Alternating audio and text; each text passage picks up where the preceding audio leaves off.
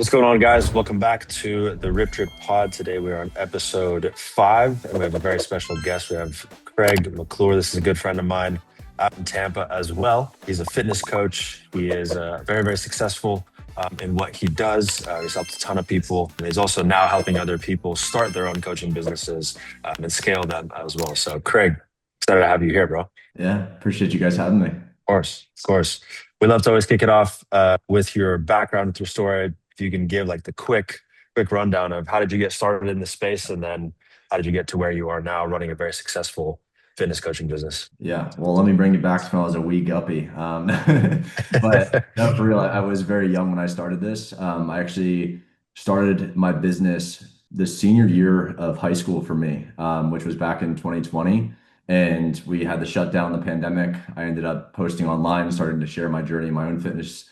And at that point in time, I didn't have any clients. I was just like, I want to post, help some people, and share what I've been able to do in my own fitness journey and what's worked for me. So that like was kind of the foundation there in high school. I just started posting, started sharing my journey online. I wasn't trying to get clients. I wasn't trying to do anything crazy at that point in time. It was just, showing up and posting online. So that was where it all started there. Luckily, I had the shutdown helped me out because I didn't have the fear of going into class and being like, oh, I'm going to be that guy that's like posting on social media and everyone's gonna be like looking at me weird or like, what are they going to Yeah, think? I actually got to avoid that whole thing because I wasn't going back in. It was just like, that was it. We were all shut down and the world was like ending basically. So started in 2020. From there, I knew I wanted to be a personal trainer, like regardless. I didn't know there was really an outlet online to do it. I was just like, I'm going to start posting and doing that. And then I had stumbled across a couple of things online that I saw like, oh, you can do online training and you could, instead of trading your time for money, basically, you can scale up, have a lot more clients than you normally would in person online. You have the freedom of being able to do it like travel and do it from any location. So I started to like cherry pick little things online here and there from different creators that were posting at the time then. And for that entire first year out of high school, I was primarily just using free tools, cherry picking YouTube videos and things of that nature to start my business. Started coaching some people that I worked with from the restaurant that I was working in at the time. I was also landscaping on top of that too when I first started. So I had two jobs and then the coaching business. And it really just started with friends, family, got some testimonials, got my foot in the door. And then from there, I hired my first mentor. And that's really what I would say exploded my business the most was I found someone that was doing what I wanted to do. It was like, hey, I'm going to pay you money, teach me how to do this. And then from there, I mean, next thing led to the other. And I ended up, 6 years down the road, have a very successful business and have been able to live my dream life. So it's really cool. it's far. Yeah. How has coaching kind of changed? Like if someone was starting a coaching business right now, specifically for fitness coaching, how would it be different now compared to when you were starting? Because I feel like it's been a very big shift with AI, with everything, with just how the algorithms work. But what would you say? Yeah. I mean, I would say it definitely has changed, but not as much as people want to think. Like, I feel like a lot of people think that it's saturated or, oh my God, there's so many, everyone is coaching, but it's just because we live in this bubble to where we think like if you start coaching yourself or starting to get into the space of like online businesses and you're like, oh, everyone's doing it. No, they're not. You can walk around outside in any major city and like ask them if they know a friend or family member that does online business, and most of them will say no. Like odds are actually higher in the favor of no than it is yes. So I think as far as what's changed is more people think that it's like really hard now or that it's, saturated. But I believe that I think that's just like once again the bubble that you're currently living in. I think there's a lot of people in the world that don't know what online coaching is yet and how it can help them. So I would just say you have to be a better coach now for sure because there's more of them out there, but it's never been easier for good coaches to get clients and scale their businesses. I think the people that weren't as good and that just used to post their lifestyle or they didn't really get much client testimonials, they ended up crumbling. But I think for the real coaches that get people results, like it's not going anywhere anytime soon. So I think it hasn't changed much in the sense of the opportunity that's there. I just think that you have to kind of open your mind up a little bit to realizing there's a lot more out there than you think. Yeah. Yeah. One of the things that I think you've done very well is obviously you've grown your following, you've grown your audience quite a bit over the past couple of years. And I know from a lead generation standpoint, like you've kind of got that dialed, whether it's through organic or through ads as well. Can you dive into some of your strategies there? Like maybe start high level and then we can kind of drill down onto some more specifics. But for someone that is running a fitness coaching business and they want to get more leads into the door, what would you recommend for them to do? And what's been working for you at least over the past year or so or more recently? Yeah, I mean, the first and foremost is just stop expecting people to like knock on your door and want coaching. Like that's what I would say is like the biggest shift that I've had since starting till now is that I used to think I could post and share tips and education and tell people to like click the link in my bio and get clients. Good luck doing that and having a sustainable, predictable business. Like sure, you may get in some inbound customers as you grow and like as your brand grows, but it is really about being proactive in finding those customers and then outreaching to them and starting that conversation. So I think as far as lead generation, getting people into the door, yes, you're right. I did start primarily organic. So we have a good organic base. And I actually scaled for pretty much the first 4 years organically only.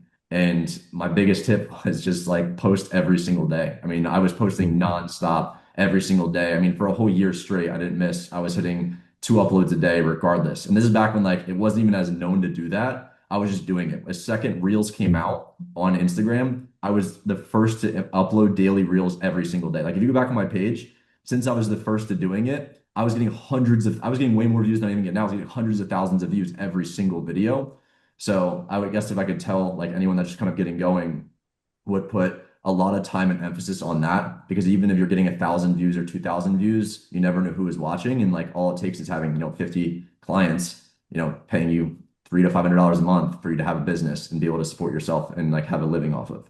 So I think that has been something that served me very well is having my company be like media focused first and then the other things. And that's really served me well over the years is just like having that solid base, having that solid foundation with posting constantly, posting every single day, sharing your life, whether it's on stories, Instagram, regular posts, reels, carousels, all of that. So I think that's the main thing there. And then back to what I was saying with the applications and getting people coming to your door, that doesn't happen as much as you might think. Unless you have a really strong brand where a ton of testimonials, it is very unlikely that they're going to take the first step and just apply or reach out and say, hey, I want this. No one's actively searching for a fitness coach as much as you might think. We're a insert whatever your product is as much as you might think. They just have a problem in their life right now.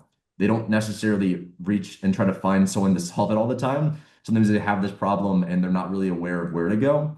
So what served me really well has been taking that first step for them, whether that be sending them a DM message and having that conversation where I open the door, whether they respond right away or not. It's a lot easier for them to be able to have the door open so that way they know it's there. They know they can have a conversation when the time's right. And I think that served me the most over the last like 6 years has been taking that first step for them, especially with men, which is who we work with. If I didn't do that, I probably wouldn't have a business today. I always was like, oh, well, I don't want to do that. I don't want to seem salesy. Like if you truly believe in your product and your service, you're doing the entire world a disservice by not doing that. And I had to learn that like I wouldn't say the hard way, but I had to learn that in like real time. We had a client retreat where one of our guys actually we were doing toasts around like the table. We were doing toasts and like I did a little speech. Some other clients started one by one standing up and like talking about how much the community's impacted them. One of the guys had saved the screenshots of the original outreach message that I had sent him many years ago. And now he's over 100 pounds down. And that one message of me starting the conversation first completely changed his entire trajectory of his life. So that's what I would say is like stop waiting for these people to like come to you and your business, start the conversation for them, open the door for them, and you'd be shocked at how much you can get out of just that alone. Which, like I said, for most people, it's going to happen in the DMs, whether that's on Instagram or Facebook or TikTok, whatever you use. But that has probably been the biggest thing for me. Are you usually just reaching out after they like follow you or just comment on something or like a post and then you reach out? Or is it just like, Yeah. are you cold DMing people that don't even follow you as well? Like, what does that process look like? Yeah, no, I'm definitely not cold DMing. I had a season where I was doing that for forever reason. This was way back when. But that definitely does not work nearly as much. I would say, especially now. I mean, I think we can probably all three of us combined talk about how many messages we get a day of someone saying like, "Yo, what's up, bro? Like, you have 5 to 10 minutes for me to like show you how I could help you get better, how I could help you close more deals every day." and I don't even know who they are. Like, I don't follow them. They don't even follow me. I don't know why you're contacting me, and I'm turned off by it. So I know everyone else is. So I definitely don't do that. I would say I post like the content to get the awareness that I'm looking for, and then from there, I would say like the top like is going to be people who have either reached out to me, they either commented or opted in for something. Then shortly underneath of that is going to be people that are like so opt-ins, so something like a free resource of some sort. Underneath that is like engagement, so likes, comments, anything along those lines will reach out to those people or people voting on story polls. And underneath of that, bottom of the bucket is just people that follow you, like reaching out to them. They haven't interacted other than just following you, then reaching out to those people. So I would say most cases they've interacted with my brand in some way, whether it's liking a post, commenting on something, or asking and raising their hand for a free resource. But it's almost rare for us to ever do anything outside of that. If they don't have some type of engagement with us first, we don't even do it. Like, just it's not worth the time. Mm. Are you pretty selective with your client base, or are you pretty much broad and targeting anyone who can afford one of your services? Because a lot of the coaches that we speak to, either it's that they're niche down to like a certain avatar, like like busy real estate agents that are looking to lose an extra X number of pounds in this time frame, versus are you pretty much just broad and will help anyone else or anyone out who needs help losing weight, building muscle, etc.? Yeah, no, we definitely don't work with everyone. So our community is only men, strictly men. That's been like that since the beginning. And I would say most of the guys we work with are, busy career-driven men, guys that make thousands of decisions every single day, and their fitness ended up just creeping up on them over the years of putting their career first. And then now they're in a spot where they need to change that. So that's primarily the demographic we work with. Usually men, I would say on average around 44 is like our average client age, so a little bit older. But those are the guys who typically, once again, have had the compounding effect of years and they're out of their invincible era, I call it. Us three, we might still be in our invincible era where you feel like, you're going to be able to keep thriving and doing amazing and your energy is good. But when you get to like your late 30s and 40s, that's where I see a lot of the guys really start to feel the heavy impacts of putting career first before their fitness. And that's the guys that we target. The guys that are at that point, they may have kids, a family at this point in time, they have the career settled in, but for whatever reason, like they're just not happy with where they're at because they look in the mirror every day and don't like what they see looking back. Yeah. And it's also kind of like a two birds, one stone thing too, right? Like once they have an established career, then they can actually afford your services as opposed to targeting, 18, 19, 20-year-olds that are just trying to get jacked. Would you agree? Agreed, 100%. And they also, there's a certain level of like, I would say like seriousness that comes along with that as well. I think when like the younger demographic, this might be just a belief. I'm sure there's like, I mean, I at one point was an 18-year-old that bought an online service, and the guy that I was buying it from probably thought I was going to be the same exact way.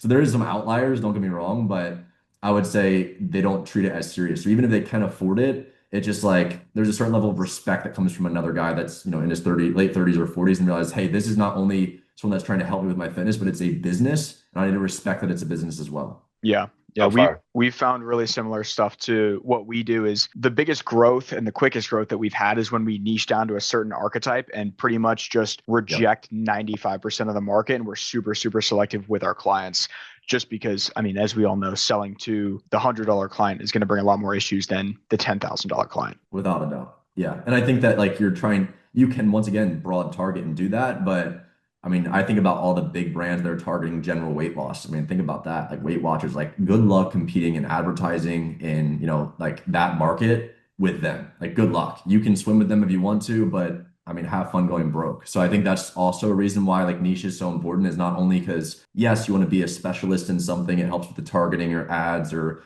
your organic marketing too, but it also helps in the sense of you're not competing against everyone, which can be very easy to, once again, not get anywhere when you're doing that, which a lot of people, when they're just starting out, they do that because they're like, I just want to help anyone under the sun with their fitness goals. Yes, fitness is usually applicable for women, men. It's a lot of it is a lot of the same, but that doesn't mean you need to choose that for how you're going to run your business, because otherwise, once again, you're competing with whales of companies. Yeah.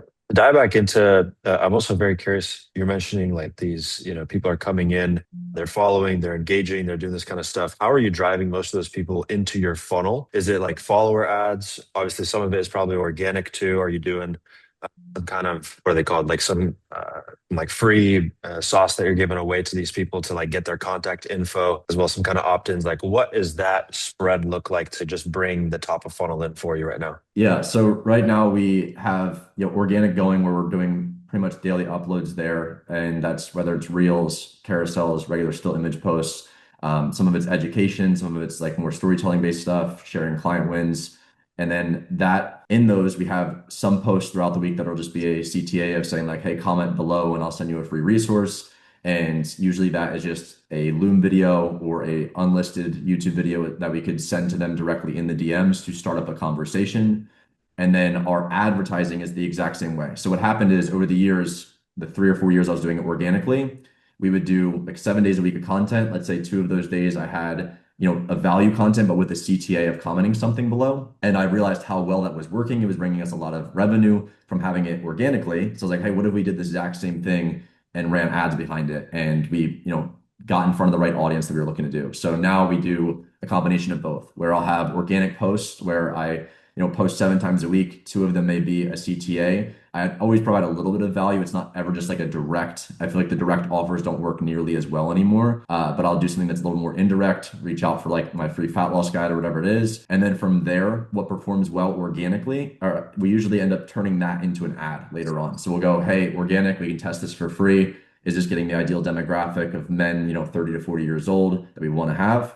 And then from there, we'll see if we can put some money behind it and turn it into an ad by simply just changing the CTA slightly to be like DM me instead of comment. So right now, that's our main strategy is posting organic content, getting them value, getting them education, like giving them all the sauce basically for free for them to be able to change their life.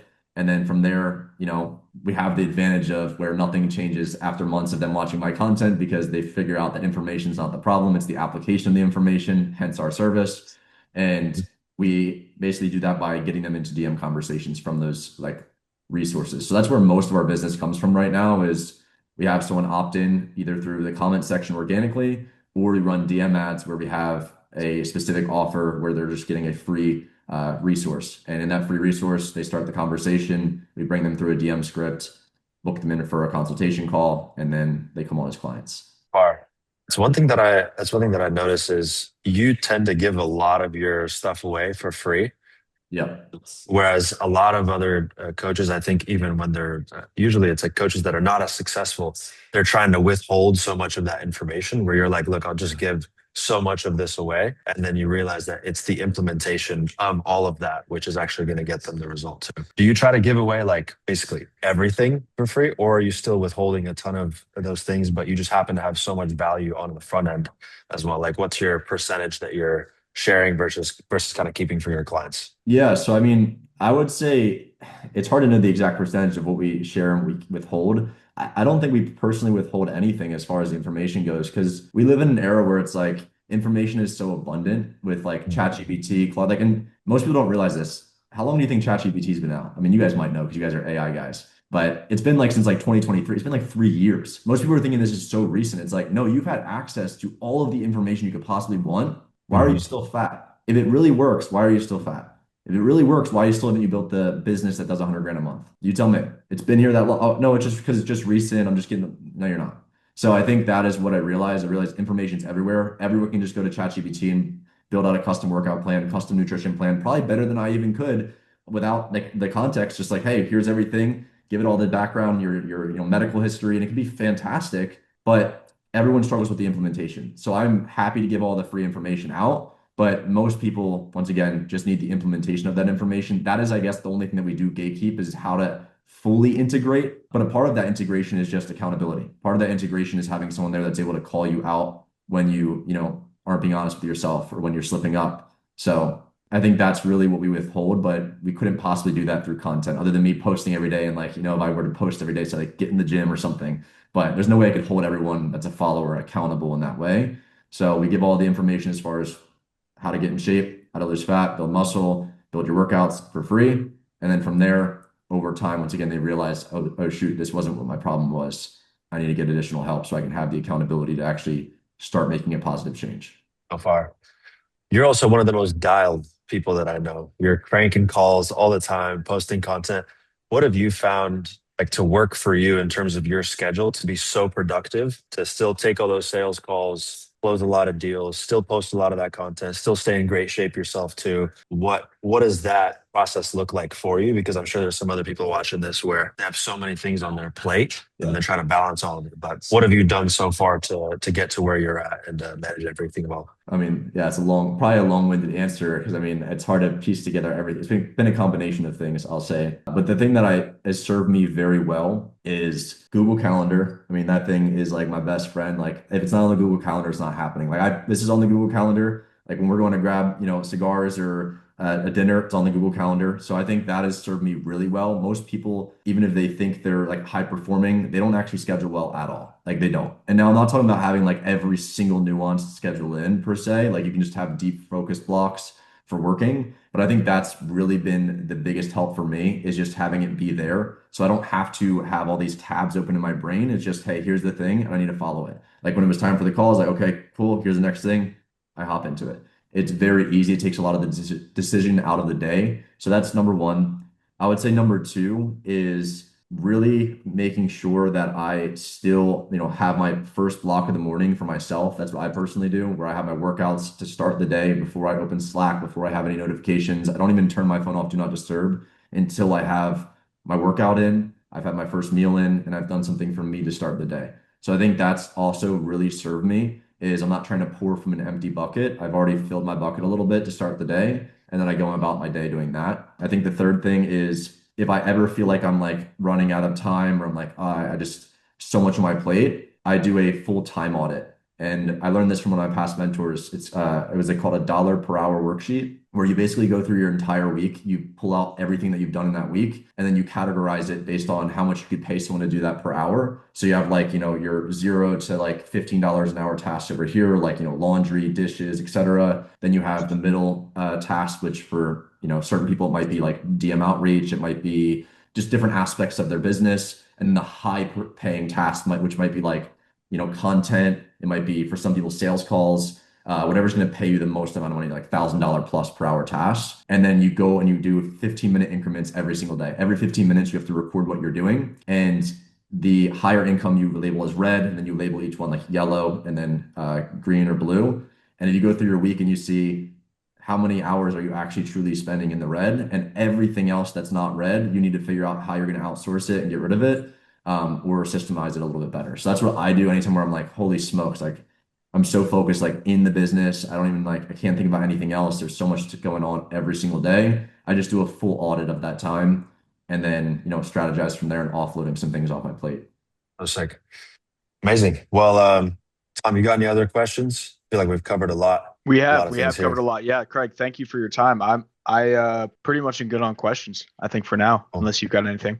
no, I think for anybody that's watching, they can tell that there's so much knowledge that Craig has when it comes to running a coaching business successfully. So if you guys have, maybe just tell people where they can find you, who you serve. I know obviously you have Yeah. the fitness coaching side of things, and then now you're helping people scale their coaching business as well. But yeah, plug whatever you want to plug, and where can people find you? Yeah. Well, before I do that, I just want to say one last thing is Yeah, the other thing that served me very well over the years is just going to be like your business growth is usually not going to surpass your own level of personal development. I rarely see that happen. And you might be like, oh, Elon Musk, dude, he looks like he's built like a Cybertruck. How does he have it? Don't get me wrong, there's outliers out there, but you're going to get ran over time and time again by like guys like us. You guys all have abs, like you do. And I'm not saying that abs is like this symbol that you need to have, but you need to be in great shape. So I think that if you can have your own personal development dialed in, it's going to make everything else a lot easier. And I'm not just saying that because I'm a health and fitness coach. Like I would say that even if I was running a business, nothing to do with health. I think it really is the foundational thing because, like I said, you're going to outpace everyone else just because you're in great shape.